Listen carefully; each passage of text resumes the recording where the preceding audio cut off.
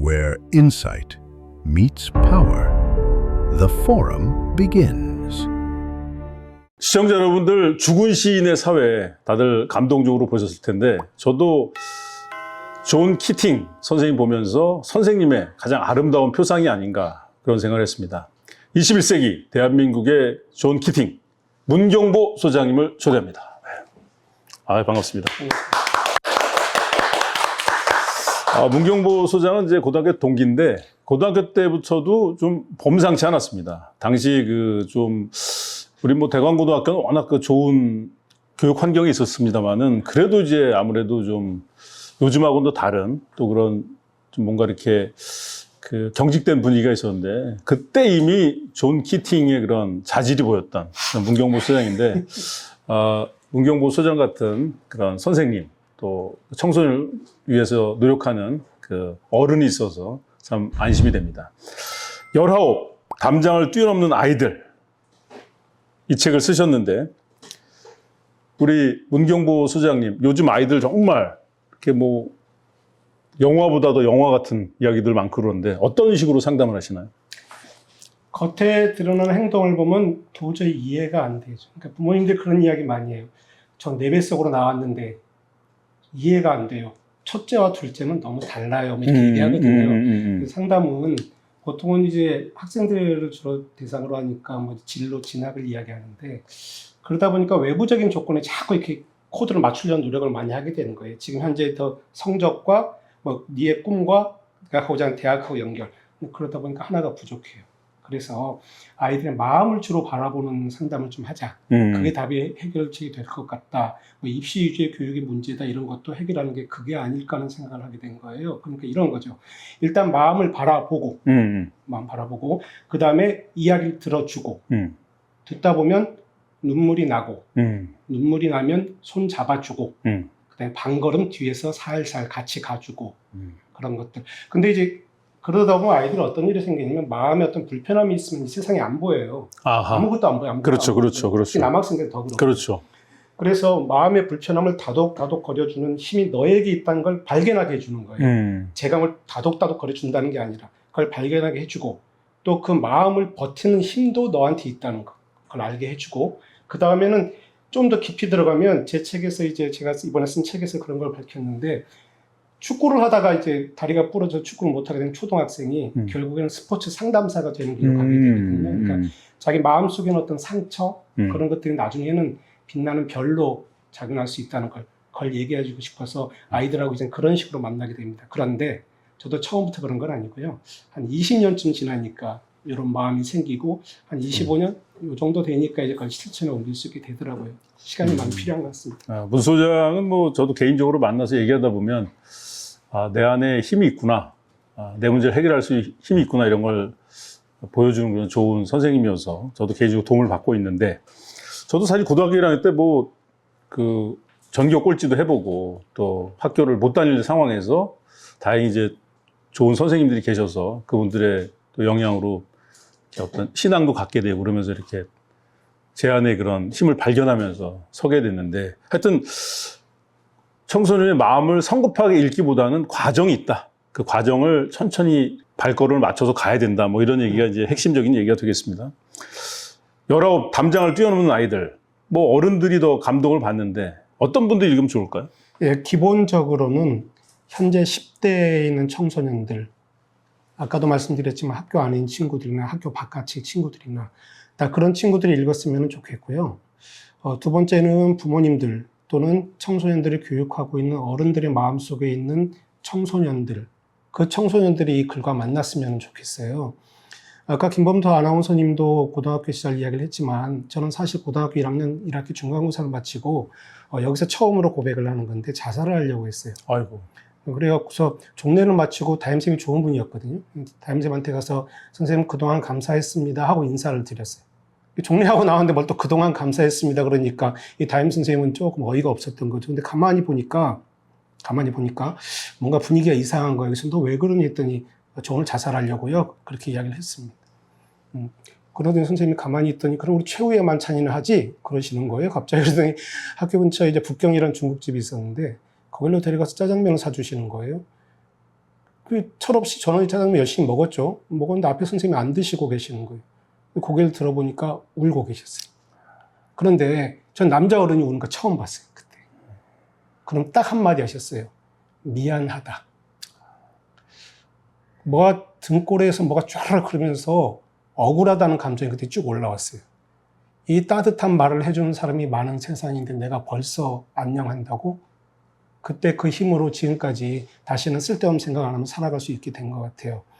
이제 시간이 흘러서 제가 모교에 왔고 그리고 그 선생님과 같이 근무하게 되었어요. 그때 선생님이 그 얘기 하셨어요. 학교에서 맨날 웃고 즐겁게 사는 놈이었는데 어느 날 오니까 엉뚱한 이야기를 하더라는 거예요. 근데 중요한 거는 나도 몰랐어. 경보가 그런 고민하는지. 그거는 친구들 아무도 모르죠. 항상 밝아가지고. 네, 그 선생님하고 우리 학교의 그 목사님만 아시죠. 근데 그 선생님 그 다음 말이 교사가 된 다음에 그 다음 말이 더 웃겼어요. 근데 내가 너한테 해줄 게 없더라. 근데 아니거든요. 저는 그 선생님의 미안하다는 그 말씀 하나로 살아온 거 교사까지 온 거거든요. 그래서 그런 것들이 바탕이 그 선생님 누구셨지? 네? 박승범 선생님, 영어 선생님. 재미없는 선생님이에요. 영어도 그렇게 썩게 근데 근데 그 선생님 굉장히 선비죠, 선비. 좀 딱딱한 느낌이었는데 또 그런 매력이 있으셨구나. 예. 야, 그러니까 인생에 이렇게 뒤늦게 알게 되는 것도 참 많은 것 같고. 그래서 그런 것들 추억을 생각하면서 읽으면 좀 오케이. 낫지 않으실까. 그때 사실 뭐 우리 파봇에 같이 하는 이진수 부동의 전교 1등 때문에 자살하려는 애들이 많았잖아. 특히 전교 2등권에 있는 애들. 수학을 잘해서 이진수. 수학 선생님조차도 막히면 진수한테 물어봐. 뭐 이랬는데 사실은 저는 마음 편했던 게 뭐 전교 2등권이 아니어서 어차피 전교 1등 못 하는데 뭐 이렇게 해방감을 줬던 이진수기도 한데 경북 야심이 있었구나 그때. 있었죠. 왜냐하면 중학교 때 전교회장을 하고 전농중학교 전교 1등으로 내가 졸업을 했거든. 근데 고등학교니까 갑자기 급전 직하를 하는 거예요. 그러니까 공부도 안 되고 하기도 싫고. 뭐 삼국지 주유야. 뭐 하여튼 비슷한. 그랬더니 이제 고등학교 선생님 돼서 이것도 또 저게 됐어요. 어떤 자양분 교사를 할 수 있는. 중학교 때까지 성적이 좋다가 고등학교 성적이 떨어지고 방황하는 친구들의 마음이 좀 이해도 되고. 오케이. 그 문경보를 주셨으면 왜 이진수를 세상에 내셨나요? 아니, 그건 아니에요. 제일 화가 났던 게 진수한테 가서 수학을 물어봐. 잘 풀어줘요. 너무 쉬워요. 내 자리로 돌아오면 도로 모르겠어요. 참 신기했어요, 그때는. 그런 정도.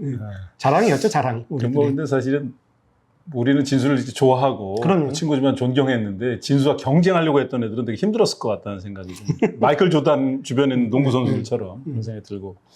근데 뭐 사실은 우리 문경보 소장이 이제 워낙에 이제 박 선생님한테도 좋은 영향을 받고 다른 선생님들도 우리 경보를 많이 아끼고 그래서 좋은 도움을 많이 받았는데 실제로 여러 담장을 뛰어넘은 아이들 이렇게 내용 보면 우리 그 문경보 소장이 이제 아이들에게 얼마나 좋은 어른, 좋은 선생님이었는지 알 수 있는데 우리 이 책을 읽은 어른들이 나는 왜 이때 이런 선생님을 만나지 못했을까 그런 막 안타까움을 얘기하고 그러는데 이 책은 그 부모님들에게는 어떤 도움을 줄 수 있을까요? 아이들 아까 드린 말씀하고 겹치는 부분이 있는데요. 아이들을 좀 기다리는 힘이 생기시지 않을까 싶어요. 왜냐하면 교육학이나 심리학에서 학자들이 일반적으로 그 얘기를 해요. 부모가 아무리 노력해도 성장, 발전 못 시킨다 그래요, 자녀를.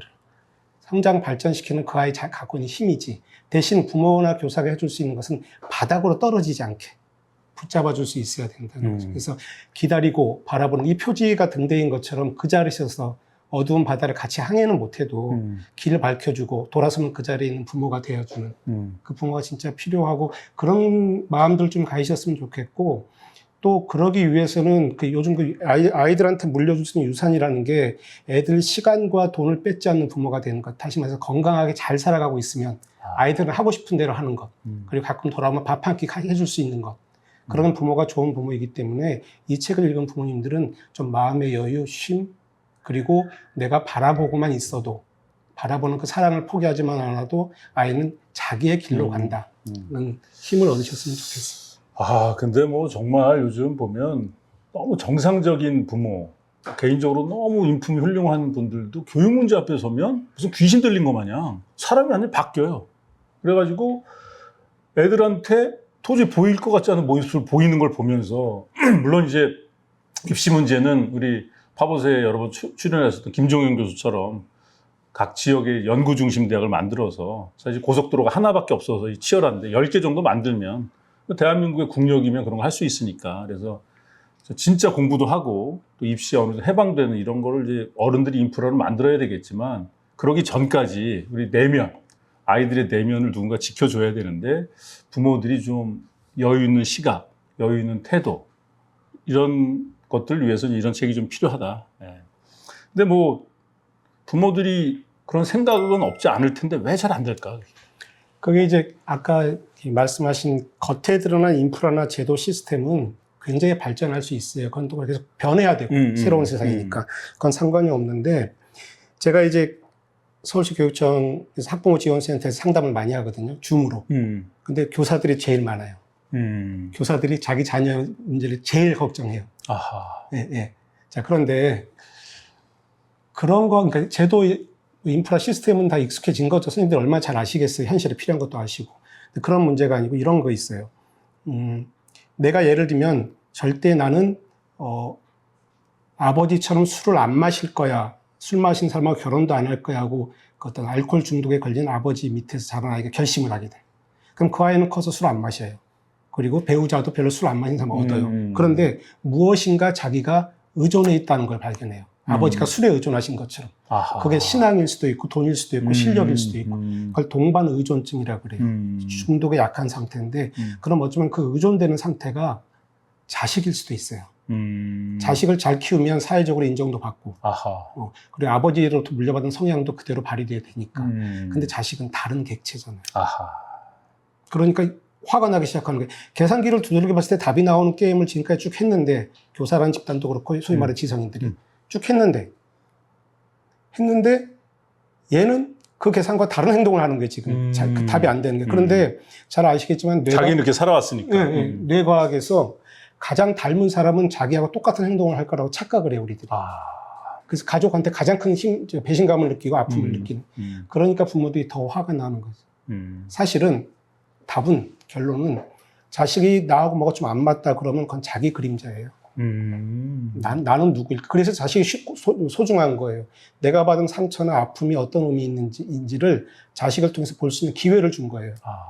어떤 신이. 근데 그거를 잘 모르죠. 예. 그러니까 이제 자식은 아무리 나와 함께 있고 사랑하고 나랑 비슷해도 나와 다른 어떤 존재라는 걸 인정하는 데서 이제 자식과의 관계가 출발이 되겠네요. 우리가 뭐 남은 아무리 이상한 행동하고 남의 자식 뭐 아무리 이상한 행동 그렇게 뭐 충격받지 않는 것처럼 그런 마음가짐이 남의 자식 보듯이 엄마 둘이 싸워요. 한 엄마가 아유 그 집에 서울대 가서 좋겠어요. 우리 애는 서울에 있는 대학만 가면 좋겠어요. 그랬더니 이쪽 엄마가 그런 말 하지 말아요. 그 집에는 건강하잖아. 힘도 세고 우리 애들은 맨날 약해서 그랬더니 지금 서울대 간다고 우세한 거예요. 우리 애 아프다고 흉보는 거예요.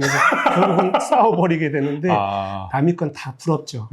내 자식한테 갖고 있는 장점 보기보다는.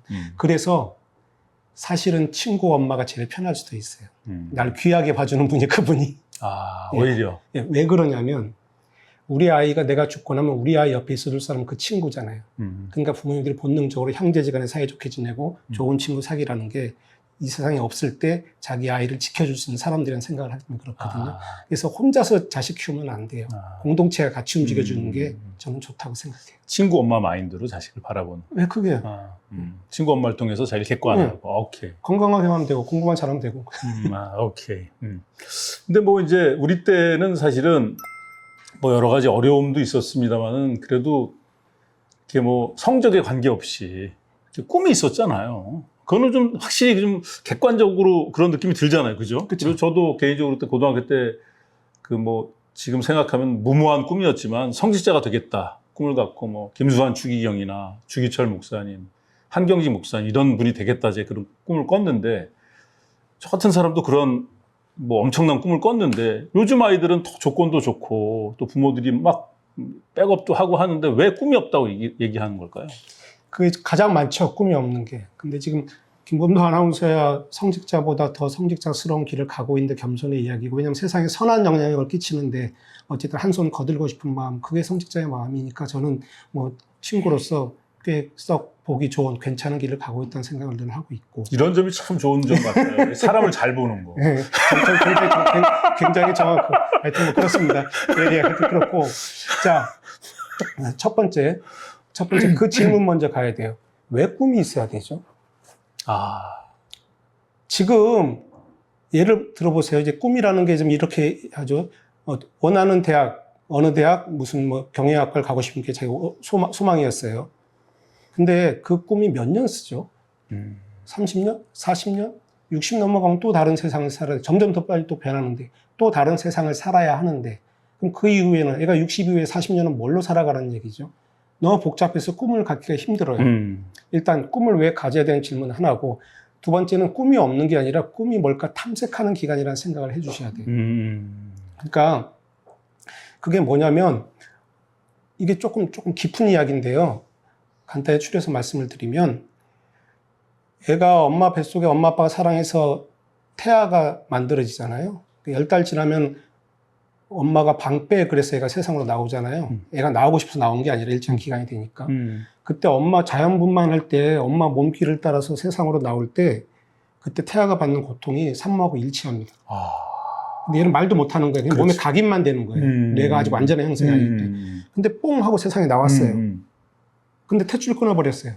그러면 외롭고 배고파 죽을 것 같고 춥고 그게 분리불안이 각인되는 거예요. 인간이 평생 동안 외로움에서 시달리는 게 그것 때문이거든요. 그런데 아시겠지만 청소년기에는 검은가 아니면 하얀 건 거예요. 무슨 말이냐면 하나의 꿈을 포기하면 나머지 꿈들은 다 없어지는 걸로 알아요. 다 없어진다는 건 포기해서 다 없어진다는 건 뭐냐면 얘네들로부터 자기가 버림을 받는다고 생각해. 분리불안. 그러니까 얘네들이 지금 어떤 한 가지 꿈을 정한다는 것은 all or nothing 또는 하나 이외의 모든 것들은 다 자기가 버림을 받는 걸 택하는 거예요. 그 분리불안이 올라오면 못 견뎌요. 왜냐하면 사람은 예측, 조절, 통제 가능한 세상에 살고 싶어 하거든요. 근데 그게 안 되면 억울하고 인정받고 싶고 그다음에 외로워지기 시작해요. 여기 다 걸리게 돼요. 그러니까 얘네들은 지금 죽음보다 더 깊은 그 고통하고 지금 정면 승부하는 거예요. 그런데 문제는 뭐냐면 그 고통을 무릅쓰고 하나 결정을 했어요. 어떤 꿈을. 근데 엄마 아빠 하지 말래. 또 거기다가. 그럼 다른 거 찾으면 되거든요. 되는데 애들은 자기는 다 끝난 걸로 알고 애들 표현대로 개쓰레기인 줄 알아요, 자기가. 전혀 필요 없는 존재인 줄 알아요. 그래서 꿈을 잡기를 힘들어하는 거예요. 그런데 두 번째, 꿈을 잡으면, 꿈을 뭐라고 생각하면 그 순간부터 그 꿈을 위해서 엄청나게 노력을 해야 되는 거예요. 그게 너무 자신이 없는 거예요. 꿈을 꾸는 게. 정말 될까? 그래서 아이들이 지금 꿈을 쉽게 꾸기를 되게 힘들어해요. 그래서 제가 시를 하나 지금 좀 준비한 걸 좀 읽어봐 드리고 싶은데요. 이 시 한번 좀 부탁드리겠습니다. 읽고 말씀을 드릴게요. 세월의 강물이라는 프랑스의 장 루슬로라는 시인이 쓴 거예요. 다친 달팽이를 보거든 도우려 들지 말라. 그 스스로 궁지에서 벗어날 것이다. 당신의 도움이 그를 화나게 하거나 상심하게 할 것이다. 하늘의 여러 실험 가운데서 제자리를 벗어난 별을 보게 되거든 별에게 충고하고 싶거든 그만한 이유가 있을 것으로 생각하여라. 강물은 나름대로 최선을 다하고 있는 것이다. 네. 그러니까 강물이 흘러가는 게 빨리 흘러가면 미루지 말라는 건데 이제 이거예요. 부모님은 기다리시라는 거고요. 청소년들은 꿈이 발견될 때까지 하루하루를 충실하게 살아가라는 거예요. 그럼 이제 물어봅니다. 부모님들이. 언제까지 기다려? 언제까지? 근데 지금까지 기다려왔는데 기다릴 수 있을 때까지 기다리시는 거예요. 왜냐하면 기다림 이상은 부모가 할 수 있는 게 없어요. 기다림 이상. 공부하라고 말하는 것까지가 부모의 영역이죠. 공부하게 할 수는 없어요. 그럼 이제 청소년들은 물어봐요. 가만히 기다리고 있으면 답이 나와요? 아니요. 하루하루는 충실하게 살아야죠. 운동도 하고 숙제도 하고 친구들도 만나고 뭐든지 열심히 또는 천천히 바라보는 게 그러다가 만나는 사람, 상황 속에서 자신의 꿈이 스며들듯 자기 몸속으로 들어오는 날을 만나게 돼요. 너무 급하게 하지 마시고요. 천천히 기다리세요. 또 그리고 뭐 평균 수명도 길어졌고 그럼요. 또 우리 문경보 소장 얘기에 의하면 특히 남자아이들은 32살까지 사춘기를 겪는다고 하니까 뭐 좀 더 여유 있게 바라볼 필요가 있는 것 같고. 그게 그거예요. 옛날에 평균 수명이 60이나 70일 때 32살하고 100살일 때 32살은 다른 거예요. 그게 무슨 말이냐면 100살일 때 32살은 옛날에 10대 후반이라고요. 결정될 게 아직 결정해야 될 게 많은 나이기 때문에 그치. 조금만 천천히. 예. 그리고 이제 바다를 바라보듯이 태산을 바라보듯이 그런 좀 여유 있는 마음. 뭐 달팽이를 치타처럼 뛰게 할 수 없는 거니까 그런 마음. 근데 확실히 이제 저도 중학교 때까지는 뭐 술도 마시고 담배도 펴보고 온갖 중독에 빠졌었다가 고등학교 때 이제 신앙을 갖게 되고 또 꿈을 갖게 되면서 그 중독이 딱 관심이 없어지더라고요. 그래서 어떤 그 꿈을 갖는다는 거, 또 말한 것처럼 나의 외로움을 달래줄 어떤 믿음을 갖는다는 거, 대상을 찾는다는 게 되게 중요한데 요즘 청소년들이 이제 청소년뿐만 아니라 어른들도 중독에 많이 빠지잖아요. 그런 것들이 중독의 원인이 될 수 있는 건가요? 어떤가요? 아시겠지만 중독 진짜 지금 심각해요. 도박 중독은 완전히 만연해 있다 보시면 틀림이 없어요. 아하, 저런. 진짜 많아요. 마약 중독도 삽시간에 지금 번지고 있어요. 자, 그런데 동시에 그 중독을 해결할 수 있는 방법도 다양해지고 정확해지고 있어요. 따라서 그 중독을 치료하는 부분에 대해서는 걱정 안 하셔도 돼요. 퀴즈 문제를 하나 드리면 술을 마시면 우울감이나 그러니까 알코올 중독이라 가정을 하고 술을 마시면 우울감이 없어질까요? 안 없어질까요? 연웅준 감독 어때? 제일 많이 없어집니다. 없어져. 없어지고 맞아요. 없어지는데 깨고 나면 더 우울해져요. 맞습니다. 그래요. 영 감독이 좋은 모델이니까. 실제로 그래요. 그래서 더 많이 술을 마시게 되고 마시다가 나중에 술 먹고 막 이렇게 되는 거거든요. 그렇기 때문에 중독을 해결하는 방법은 틀림없이 여러 가지가 있어요. 그게 우리의 적법하든 불법하든 받아들일 수 있든 받아들이기 어렵든 문제는 중독을 원인으로 보는 게 문제인 거예요. 지금 어떤 중독 증상을 일으켜서 이것이 그의 현실과 미래에 안 좋은 영향을 끼칠 거를 걱정하는 거잖아요. 근데 이 중독을 해결했잖아요. 그럼 또 다른 형태로 중독이 결과를 보셔야 돼요. 중독을 만들어낸 다른 원인이 그대로 있다면 얘는 또 다른 형태의 중독적인 증상을 일으킨다는 거죠. 그래서 중독을 일으켰을 때는 우선은 이 아이가 중독을 일으키는 원인이 뭔가를 좀 이렇게 보셔야 돼요. 그 다음에 두 번째는 진짜 중독인가 아닌가를 보셔야 돼요. 애들 요즘 그거 아실지 모르겠는데 많이들 아시는데 그 공부 집중력 기른다고 얘가 좀 산만하다고 그렇지도 않은 애를 ADHD 약을 갖다가 과잉 처방을 하는 경우가 있어요. 아이고. 진짜 많아요. 그럼 집중이 늘어난다고 얘가. 근데 그거 아니거든요. ADHD 구별하는 방법은 의사 선생님도 잘 아시고 표정 변화가 없는 아이들이 ADHD인데 표정 아주 좋아요. 변화 불쌍해요. 자, 그런데 그렇다면 왜 중독 걸리느냐? 왜 도박, 마약 일반적인 또 사람 중독도 있고 애들 관계 중독도 있고 왜 걸리냐? 그 원인을 먼저 보셔야 돼요. 자, 그럼 원인은 돌아갈 수 없잖아요. 과거에 생긴 어떤 원인이니까 또 해결된 것일 수도 있고. 그럼 이 중독이나 그 원인을 크게 보는 부모님의 마음. 나는 왜 이걸 크게 심각하게 하지? 거기서부터 하나씩 둘씩 시작을 하셔야 돼요. 그래야 어른이 돼서도 그 중독하는 것은 중독을 가끔가다 일으킬 수 있어요. 사람들이. 그런데 그걸 버텨내는 힘이 생길 수가 있는 거거든요. 이겨낼 수 있는 힘. 그러니까 그 원인을 먼저 좀 살펴보는 시간을 가지셨으면 좋겠어요. 중독이 결과인데. 그러니까 이제 넘어진 게 결과는 넘어져서 다친 건데 그 다친 건 결과인데 넘어졌기 때문에 다친 건데 다친 걸 원인으로 보면 해결이 안 되는 거죠. 그렇죠. 오케이. 뭐 사실은 이제 문경보 소장 만나면 사실은 개인적으로 만나면 하루 종일 얘기해도 이렇게 질문도 많고 할 얘기도 많은데 또 이게 너무 얘기를 많이 하면 또 오늘 전하고 싶은 얘기가 이제 전달이 안 되기 때문에 여기서 정리해야 될 것 같은데 이 책을 쓰게 된 계기와 앞으로 또 이 책을 통해서 앞으로 하고 싶은 일들이 뭔지 좀 얘기하도록 하겠습니다. 이 책 쓰는데 12년 걸렸어요. 우리 문 소장이 책 쓸 때 뭐 그냥 후딱 해치우는 스타일인데. 보통 뭐 한두 달이면 다 쓰는데 이 책은 12년 걸렸어요. 책이 좋은 책이라는 뜻이 아니고 책 쓰기 싫었어요. 그리고 아이들 이야기를 겉으로 꺼내는 것도 너무 싫었고. 근데 썼어요.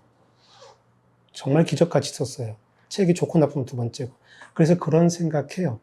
보이지 않는 힘들이, 보이지 않는 손들이 너를 감싸고 있다는 것을 제가 느껴요.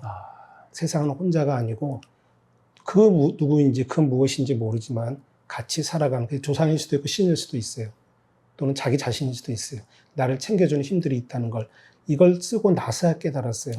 왜 그러냐면 얼마 전에 북콘서트를 했는데 거기 오신 분들 이렇게 보니까 아, 나의 살아온 과거들이 현재와 그리고 미래까지도 만들어주고 있구나 하는 생각을 하게 됐어요. 그래서 이 책을 쓰게 된 계기는 이제 그런 것들, 나도 모르게 어느새 그게 답이 될 것 같습니다. 저도 뭐 개인적으로 좀 뭐 좋은 일도 많고 안 좋은 일도 있었지만 안 좋은 일 당하고 나니까 너무 고마운 사람들이 많더라고요. 전 세계가 저를 돕고 있더라고요. 그래서 그런 느꼈는데 뭐 우리 문 소장 앞으로 할 일이 많은데 뭐 특별히 좀 앞으로 가진 계획이 있다면? 지난주에 바뀌었는데요.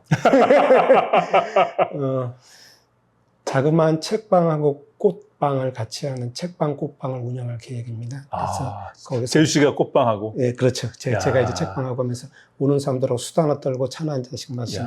내가 제일 좋아하는 게 여러 가지지만 책하고 꽃인데 네. 커피도 있나? 그럼요. 제가 그쪽에 좀 됩니다. 바리스타가 돼서. 네. 거기 가서 살아야 되겠네요. 네, 파봇의 식구들은 죽돌이 죽순이 언제든지 환영하겠습니다. 네. 19 담장을 뛰어넘는 아이들, 우리 문경부 소장이 삶으로 쓴, 또 선생님으로서 사명으로 쓴, 또 피와 눈물, 땀으로 쓴 책입니다. 여러분들에게 좋은 도움이 됐으면 좋겠습니다. 파봇의 포럼 여기서 마치겠습니다. 고맙습니다.